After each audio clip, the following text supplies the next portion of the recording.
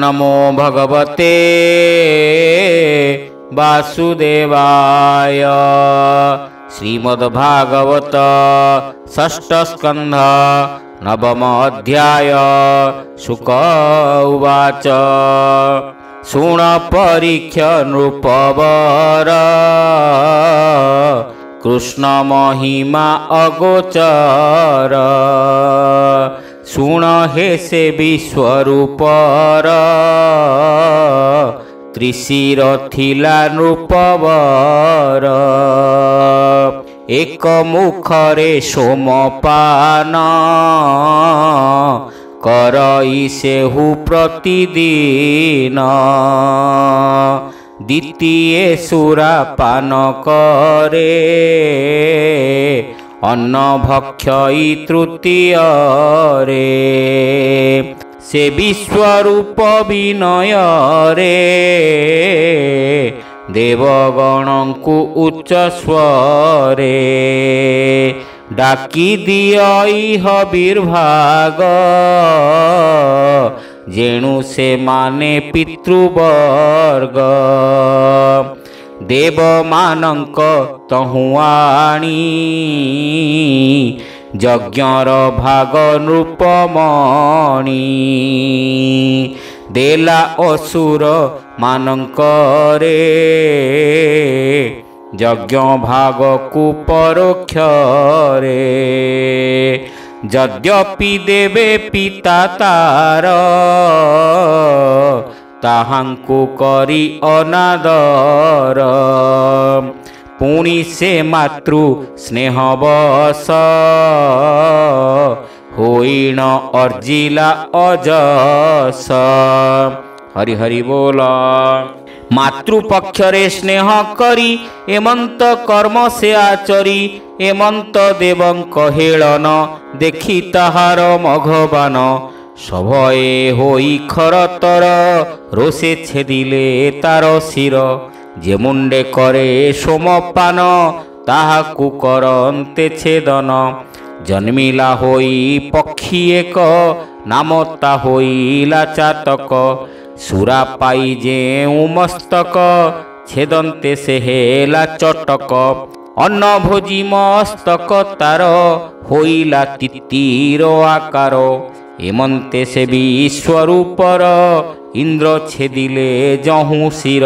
कर अंजलि प्रसारीण ब्रह्म हत्या कले ग्रहण। ए पापु लोक करे निंदा इंद्र पाइले मने बाधा। आत्मार विशुद्धि निमंते विभाग करी एहि मते। स्त्री भूजल द्रुम ठारे अर्पिले एमंत प्रकारे। भूमि घेनिले भाग चारी खात पुराण बरबरी। ब्रह्म हत्या तेणु उसरे अद्यापि दिशई भूमि रे। द्रुमे जे चारी भाग नेले छेदने बढ़िबार बरे। निर्जास रूपे एहांकर पाप दिशई नृपवर। काम बसरे स्त्री जन संभोगी हेबे प्रतिदिन।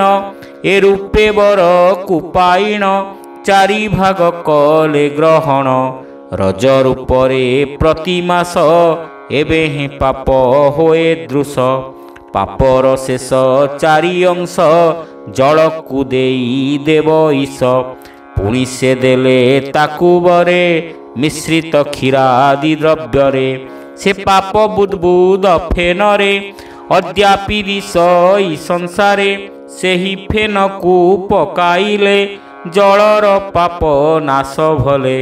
एमंत प्रकारे हे नृप हरि कल्पित हेला पाप। ए अनंतरे से त्वष्टार जेणु हत हेला कुमर। पुत्र शोकरे दुखी होई इंद्रर शत्रु वृद्धि पाई।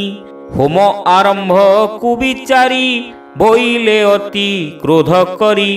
इंद्रर शत्रु हेउ जात बेगे इंद्र को करु हत।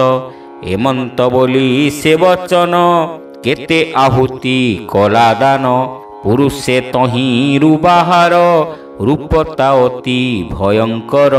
जुग अंत काले जे मंत ପ୍ରାଣୀଙ୍କି ଯେ ସନେ କୃତାନ୍ତ ଦିନକୁ ଦିନ ଅତି ଘୋର ବଢ଼ଇ ବିଶ୍ୱରୂପ ତାର ଦଗଧଗିରି ପ୍ରାୟ ହୋଇ ତାହାର ଶରୀର ଦିଶଇ କାନ୍ତି ତାହାର ବିରାଜଇ କଳ୍ପାନ୍ତ ମେଘ ପ୍ରାୟ ହୋଇ ତପତ ତମ୍ବା ଶିଖା ଜେହ୍ନେ କେଶତା ବିରାଜେତେ ସନେ ମଧ୍ୟାହ୍ନ ରବି ପ୍ରାୟ ହୋଇ ବେନିଲୋଚନ ବିରାଜଇ ଅନଳ ତେଜ ପ୍ରାୟ ତାର ହେମନ୍ତ ଶୂଳ ଧରି କର ବୁଲାଇ ଅତି ଖରତର ଶବଦ କରେ ମହାଘୋର ନୃତ୍ୟ କରଇ ମତ୍ତ ହୋଇ ପାଦେ କମ୍ପାଇ ମହାମହି ଗିରି ଗୁହା ପ୍ରାୟ ବଦନ ତେଣୁ କି ଗ୍ରାସୀବ ଗଗନ ଜିହ୍ୱା ବୁଲାଉଛି ଏ ସନ ଗିଳିବ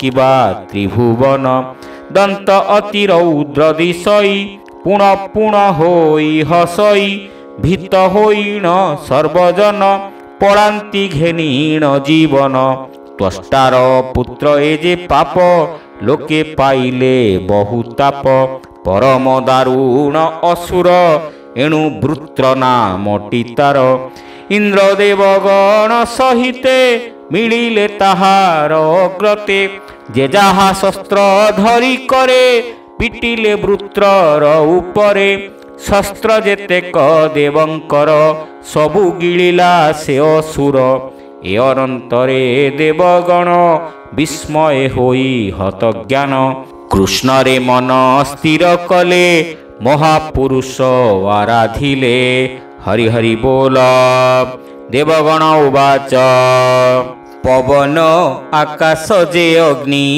ଜଳର ସହିତେ ଅବନି ଏ ମହାଭୂତେ ହୋଇ ଏକ ନିର୍ମିତ ହୋଇଛି ତ୍ରିଲୋକ ବ୍ରହ୍ମା ସହିତ ଆମ୍ଭେମାନେ ଉଦ୍ବେଗ ପାଉଅଛୁ ମନେ ଯାହାକୁ ବଳି ଆମ୍ଭେମାନେ ଦେଇଣ ସେବୁ ଅନୁକ୍ଷଣେ ଯେ କାଳ ଅନ୍ତ କବୋଲାଇ ସେ ଯାହାଠାରୁ ଭୟ ପାଇ ସେ ପ୍ରଭୁ ଆମ୍ଭର ଶରଣ ହୁଅନ୍ତୁ ଅଖିଳ କାରଣ ସେ ଅବିସ୍ମିତ ପୂର୍ଣ୍ଣ କାମ ପ୍ରଶାନ୍ତ ସର୍ବଭୂତେ ସମ ହେମନ୍ତ ଯେ ପରମେଶ୍ୱର ତାହାଙ୍କୁ ତେଜି ଯେଉଁ ନର ଅନ୍ୟରେ ପଶଇ ଶରଣ ତାହାଙ୍କୁ ମୂର୍ଖ ବୋଲି ଜାଣ ଶ୍ୱାନ ପୁଚ୍ଛକୁ ଧରି କରେ ଅଗମ୍ୟ ସିନ୍ଧୁ କେହୁତରେ ନୌକା ରୂପେଣ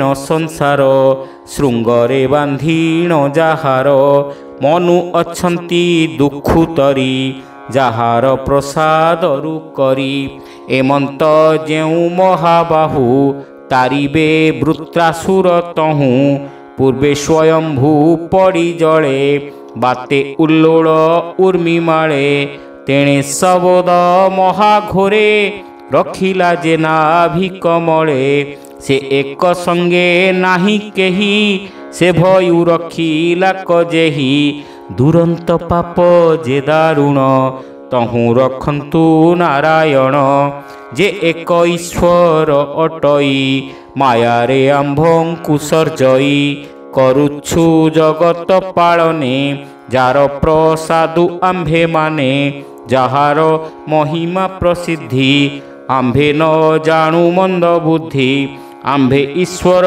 ବୋଲି ମାନି ମୋହରେ ଯେ ସନେ ଅଜ୍ଞାନୀ ଶତ୍ରୁର ଠାରୁ ଆମ୍ଭେମାନେ ଦୁଃଖ ପାଇଲୁ ଅନୁକ୍ଷଣେ ଋଷି ମନୁଷ୍ୟ ପଶୁ ଆଦି ସଂସାରେ ଯେତେକ ପ୍ରସିଦ୍ଧି ଯେ ପ୍ରଭୁ ଧରି ଅବତାର ଖଣ୍ଡନ୍ତି ଦୁଃଖକୁ ଆମ୍ଭର ଆମ୍ଭେଟି ସର୍ବେ ଅରକ୍ଷିତ ରଖନ୍ତୁ ପ୍ରଭୁ ଜଗନ୍ନାଥ ସେ ଯୁଗେ ଯୁଗେ ରକ୍ଷା କରୁ ଯାର ମହିମା ମହାମେରୁ ପରମ ପ୍ରଧାନ ପୁରୁଷ ଅଖିଳ ସଂସାରର ଈଶ ଅଖିଳ ଜନ୍ତୁଙ୍କ ଶରଣ ହେମନ୍ତ ଯେଉଁ ନାରାୟଣ ଆମ୍ଭେ ତାହାଙ୍କର ଶରଣ ଆମ୍ଭଙ୍କୁ କରନ୍ତୁ କଲ୍ୟାଣ ଶୁକବାଚ ଦେବଙ୍କ ସ୍ତୁତି ଏ ବଚନ ଶୁଣି ସନ୍ତୋଷ ଭଗବାନ ପଶ୍ଚିମ ଦିଗେ ହେ ରାଜନ ହୋଇଲେ ଆସି ସେ ପ୍ରସନ୍ନ ଶଙ୍ଖ ଚକ୍ର ଗଦା କମଳ ଧରିଣ ପ୍ରଭୁ ଆଦି ମୂଳ ଆତ୍ମାର ତୁଲ୍ୟ 16 ଜଣ ସେବୁ ଅଛନ୍ତି ଅନୁକ୍ଷଣ ଶ୍ରୀବତ୍ସ କୌସ୍ତୁଭ ବିନେ ପୂର୍ଣ୍ଣ ହୋଇଣ ସର୍ବଗୁଣେ ଶରଦ କମଳ ଲୋଚନ ଦେବେ ଦେଖିଣ ହୃଷ୍ଟ ମନ ଇନ୍ଦ୍ରାଦି 10 ଦିଗ ପାଳେ ପ୍ରଭୁଙ୍କୁ ନ ମିଲେ ସକଳେ ଦଣ୍ଡବତ ପଡ଼ି ରାଜନ ସ୍ତୁତି କଲେ ଧୀରେ ଉଠିଣ ଦେବଗଣ ଉବାଚ ତୁମ୍ଭେ ଯେ ସର୍ବଯଜ୍ଞବର ତୁମ୍ଭଙ୍କୁ କରୁ ନମସ୍କାର ସକଳ ବୟୋଧିକ ତୁମ୍ଭେ ତୁମ୍ଭ ଚରଣେ ନମୁ ଆମ୍ଭେ ଅଖିଳ ଈଶ୍ୱର ଗୋସାଇଁ ନମସ୍ତେ ପ୍ରଭୁ ଭାବଗ୍ରାହୀ ତୁ ପୁରୁହୁତି ଶ୍ରେଷ୍ଠ ପର ନମସ୍ତେ ପ୍ରଭୁ ଚକ୍ରଧର ନିୟନ୍ତା ତୁହି ତ୍ରିଗୁଣର ତୋହ ଗତି କ୍ରୀଡ଼ା ବିହାର ଏହା ସଂଖ୍ୟା କରିବା ପାଇଁ ବିଧାତା ସମର୍ଥ ନୁହଇଁ ହେ ଭଗବାନ ବାସୁଦେବ ନାରାୟଣ ମହାନୁଭବ ଆଦି ପୁରୁଷ ସର୍ବେଶ୍ୱର କେବଳ ଜଗତ ଆଧାର ପରମହଂସ ଲକ୍ଷ୍ମୀକାନ୍ତ ଜଗୁ ଜୀବନ ଜଗନ୍ନାଥ ଭୋନାଥ ପରମ ମଙ୍ଗଳ ପରମ କଲ୍ୟାଣର ମୂଳ ଭୋନାଥ ତୁମ୍ଭେ ଆତ୍ମାରାମ ସକଳ କାର୍ଯ୍ୟେ ଉପଶମ ତୁ ସର୍ବପରମ କାରଣ ଅଖିଳ ଭୂତଙ୍କ ଭାବନ ପରମ ଯୋଗ ସମାଧିରେ ଭଜନ ବିବିଧ ପ୍ରକାରେ ପରମହଂସ ମୁନିଗଣେ ସେବନ୍ତି ଯାହାର ଚରଣେ ପରମହଂସ ଦୀକ୍ଷା କରି ଅଜ୍ଞାନ ଦୂରେ ପରିହରି ଏକାନ୍ତ ଲୋକଙ୍କ ଆତ୍ମାରେ ପ୍ରଭାବ ଯାହାର ବିହରେ ଏମନ୍ତ ପ୍ରଭୁ ତୁ ଈଶ୍ୱର ନମସ୍ତେ ବ୍ରହ୍ମାଣ୍ଡ ଠାକୁର ତୋହର ମହିମା ବିହାର ବ୍ରହ୍ମାରେ ନୁହଁଇ ଗୋଚର ଏ ମାୟା ଅଖିଳ ସଂସାର ଭୋଦେବ ଭିଆଣ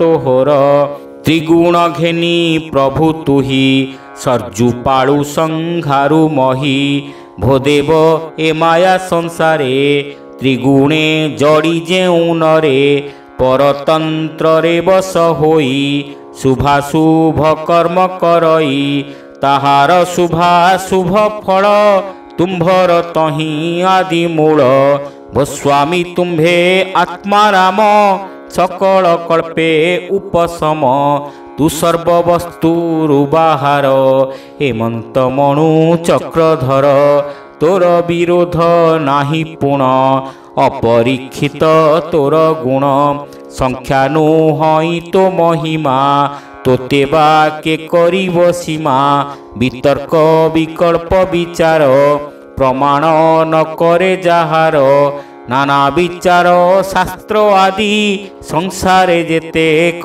ପ୍ରସିଦ୍ଧି ଏହା ବିଚାରି ସାଧୁ ଜନେ ତୋତେ ଚିନ୍ତନ୍ତି ଦିବ୍ୟ ଜ୍ଞାନୀ କ୍ଷଣକେ ମତି ତାହାଙ୍କର ଭ୍ରମ କରାଉ ଚକ୍ରଧର ସକଳ ମାୟାମୟ ହେଉ ନଟର ପ୍ରାୟ ତୁ ଦେଖାଉ ଯଦ୍ୟପି ଏକ ରୂପ ହୁଅ ନାନା ରୂପକୁ ତୁମ୍ଭେ ବହ ସମବିଷମ ବୁଦ୍ଧଙ୍କର ପ୍ରବେଶ ହେଉ ତୁ ମନର ରଜ୍ଜୁରେ ସର୍ପ ବୁଦ୍ଧି ଯେହ୍ନେ ଏକ ତୁ ଦିଶୁ ଭିନ୍ନେ ଭିନ୍ନେ ବିଚାରେ ଏକ ବସ୍ତୁ ତୁହି ସର୍ବ ଈଶ୍ୱର ତୁ ଗୋସାଇଁ ସକଳ ଜଗତ କାରଣ ଶୋଭା ପାଉଛି ସର୍ବଗୁଣ ପ୍ରତ୍ୟେକ ନାମ ରୂପ ଧରି ଲକ୍ଷିତ ହେଉ ନର ହରି ଏକ ତୁ ପରମ ପୁରୁଷ ସକଳ ଠାରୁ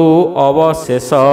ଭୋନାଥ ମହିମା ତୁମ୍ଭର ଅମୃତ ରସର ସାଗର। ତାହା ଆସ୍ୱାଦ କରି ମନେ ଏକାନ୍ତ ଭକ୍ତ ଯେଉଁ ଜନେ। ବିଷୟ ସୁଖ ଲେଶ ଛାଡ଼ି ନିତ୍ୟ ତୋର ସେ ଥାନ୍ତି ବୁଡ଼ି। ସର୍ବାତ୍ମା ସର୍ବଭୂତ ପ୍ରିୟ ଭଗବାନ ସ୍ୱରୂପ ହୁଅ। ଏ ସର୍ବଗୁଣେ ପୂର୍ଣ୍ଣ ହୋଇ କେ ତୋତେ ଜାଣେ ଭାବଗ୍ରାହୀ। ହରି ହରି ବୋଲ। ଅନବରତେ ସ୍ଥିର ମନ ତୋ ପାଦେ କରି ନିବେଦନ। ହେ ମଧୁମଥନ ଈଶ୍ୱର ଆତ୍ମାକୁ ଚିହ୍ନେ ସାଧୁ ନର। କମଳ ଚରଣେ ତୁମ୍ଭର ସେବୁ ଅଛନ୍ତି ନିରନ୍ତର। ଯେ ପାଦ ପଙ୍କଜରେ ଧ୍ୟାନ ସଂସାରେ ଗତାଗତ ଜନ। ନୁହଁଇ ଯାହାର ପ୍ରସାଦେ ଗତିଲ ଭଇ ଅପ୍ରମାଦେ। ହରି ହରି ବୋଲ। ତ୍ରୈଲୋକ୍ୟ ପ୍ରଭୁ ଭଗବାନ ହେ ତ୍ରିବିକ୍ରମ ତ୍ରିନୟନ। ତିନି ଲୋକର ମନୋହର ଅନୁଭାବ ରୂପ ଯାହାର। ତୁମ୍ଭ ପ୍ରକୃତିରୁ ଉଦିତ ଏମନ୍ତ ଯେତେ ଦୈତ୍ୟ। ଏହାଙ୍କ କର୍ମ ଭାଗ୍ୟ ଫଳ ଶାନ୍ତି କି କର ଆଦି ମୂଳ। ଆତ୍ମା ମାୟାରେ ସୁର ନର ମୃଗ ସହିତେ ଜଳଚର। ଏ ଆଦି ଯେତେ ଅପର ଯଥା ଅପରାଧେ ଦଣ୍ଡ କର। ଏମନ୍ତ ତୁମ୍ଭେ ଯେ ଈଶ୍ୱର ବୃତ୍ରକୁ ଭୋନାଥ ସଂହର। କହିଲୁ ପ୍ରଭୁ ଭାବଗ୍ରାହୀ ଯେବା ତୁମ୍ଭର ଇଚ୍ଛା ହୋଇ। ତୋର ତନୟ ହେଉ ଆମ୍ଭେ ଭୋନାଥ ଆମ୍ଭ ପିତା ତୁମ୍ଭେ। ତୋହର ଚରଣ ନଳିନ ବନ୍ଦୀ କରିଛି ଆମ୍ଭ ମନ। ଆପଣା କରି ଆମ୍ଭ ମନ ରକ୍ଷିଣ ଅଛୁ ଭଗବାନ। ଆମ୍ଭଙ୍କୁ ଅନୁକମ୍ପା କରି ଏହା ଦେଖାଅ ନରହରି। ବିଶଦ ହାସ ମନୋହର ବଦନ ଇକ୍ଷଣ ତୁମ୍ଭର। ସ୍ରବୁଚି ଯହିଁ ମଧୁରସ ଅମୃତ ସମ ପିତବାସ। ଆମ୍ଭର ତ୍ରାସ ଦୂର କର ଭୋନାଥ ଶରଣ ତୋହର। ଉତ୍ପତ୍ତି ସ୍ଥିତି ଯେ ପ୍ରଳୟ ଏହା କାରଣ ତୁମ୍ଭେ ହୁଅ। ସକଳ ଜୀବେ ପୂର୍ଣ୍ଣ ହୋଇ ଅକ୍ଷର ବ୍ରହ୍ମ ରୂପ ବହି। ତୁ ସର୍ବମାୟାମୟ ରୂପ ଅଶେଷ ପ୍ରଧାନ ସ୍ୱରୂପ। ତୁ ଦେଶ କାଳ ପାତ୍ର ହୋଇ ସକଳ ଠାରେ ଅଛୁ ରହି। ସକଳ ବ୍ୟାପୀ ଚକ୍ରଧର ଆକାଶ ଶରୀର ତୋହର। ପରମ ବ୍ରହ୍ମ ରୂପ ତୁହି ଥାଉ ତୁ ଆତ୍ମା ରୂପ ବହି। ଆମ୍ଭେ ଅଗ୍ନିର କଣା ପ୍ରାଏ କିସ କହିବୁ ଦେବରାଏ। ଆମ୍ଭ ପରମ ଗୁରୁ ତୁହି ତୋ ପାଦ ଶତ ଦଳ ଦୁଇ। ବିବିଧ ପାପ କର୍ମ ମୋହେ ସଂସାରେ ଯେବା ଶ୍ରମ ହୋଏ। ଛେଦଇ ଯେ ଦଳ କମଳ ଛାୟାରେ ଆମ୍ଭେ ତାର ମୂଳ। ଆଶ୍ରୟ କରି ଆମ୍ଭ ମନ ଅଛି ହେ ପ୍ରଭୁ ଭଗବାନ। ଆମ୍ଭର କାର୍ଯ୍ୟ ଆଦି ମୂଳ ଭୋନାଥ କର ତୁ ସଫଳ। ହେ ପ୍ରଭୁ ଏତି ନିଭୁମନ ଗ୍ରାସୁଚି ତ୍ୱଷ୍ଟାର ନନ୍ଦନ। ବଳ ଆୟୁଧ ଯେ ଆମ୍ଭର ନାସୁଛି ପାପୀ ବୃତ୍ରାସୁର। ଏବେ ବିନାଶ କର ତାକୁ ହେ କୃଷ୍ଣ ଆମ୍ଭର ତେଜକୁ। ନମସ୍ତେ ପ୍ରଭୁ ଶୁଦ୍ଧ ହଂସ ବିହାର ହୃଦୟ ଆକାଶ। ନମସ୍ତେ ପ୍ରଭୁ କୃଷ୍ଣ ତୁହି ବ୍ରହ୍ମାଣ୍ଡେ ଯାର ଯଶ સોହି। ଭବସାଗର ପଥଶ୍ରମ ତୁ ତାହା ନାସୁ ଭଗବାନ। ପରମ ଗତି ଶ୍ରେଷ୍ଠ ଗତି ନମସ୍ତେ ପ୍ରଭୁ ଦାସରଥି। पवन आकाश जे अग्नि जल सहिते जे अवनी ब्रह्मादि करी आम्भे माने उद्वेग करी अछु मने। शुक उवाच ए अनंतरे हे राजन स्तुति करन्ति देवगण सादरे स्तुति शुणी हरि संतोष हेले दैतारी। शुणी सानंद भगवान देवंकु बोलन्ति वचन। भगवान उवाच ए तुम्भ सुविद्या स्तुति रे संतोष हेलु देववरे। जेउ स्तुतिर परसादे स्तुति भक्ति मोर पादे। तत्वज्ञ एकांत जे मति मोतहु अन्य न वांछन्ति। मुहि प्रसन्न होए जारे कियबा दुर्लभ ताहारे। गुणरे वस्तु जे देखन्ति हेमंत कृपण जे छन्ति। से आत्मा श्रेय न जानन्ति संसार मोहे से पड़न्ति। जे विद्यावंत ए जगते से श्रेय चिंते मोक्ष पथे। इच्छा नर होई ताहार सर्व काम देई हस्तर। हे इंद्र जाओ हर सेन तुम्भर होइब कल्याण। अथर्वण जे ऋषिवर माग ताहांकर शरीर। विद्या तप व्रते जाहार पवित्र होइछि शरीर। प्रार्थना तुम्भे माने कले धर्मज्ञ अंग देवे भले। अस्ति ताहांकर आनिब आयुध वज्र गढ़ाइब। विश्वकर्मा निर्मित करी वज्र को धरी वज्रधारी। से वज्रे करी वृत्रासुर छेदिब शुण पुरंदर। मोहर तेज युक्त होई शत्रुनाशिब देव साई। वृत्रकु करी प्राणे हत स्वर्ग लभिब देवजूथ। जेते जस से आयुध पुणी लभिब संपद। मोर भकत लोकंकर हिंसा नहिब पुरंदर। बोलई दास जगन्नाथ इंद्र को कृष्ण कृपाचित। भावे बोलई दास जगन्नाथ भावे इंद्र को कृष्ण कृपाचित। हरि हरि बोल। इति श्रीमद्भागवते महापुराणे पारमहंस्यां संहितायां षष्ठस्कन्धे भगवदुपदेश नाम 9 अध्यायः।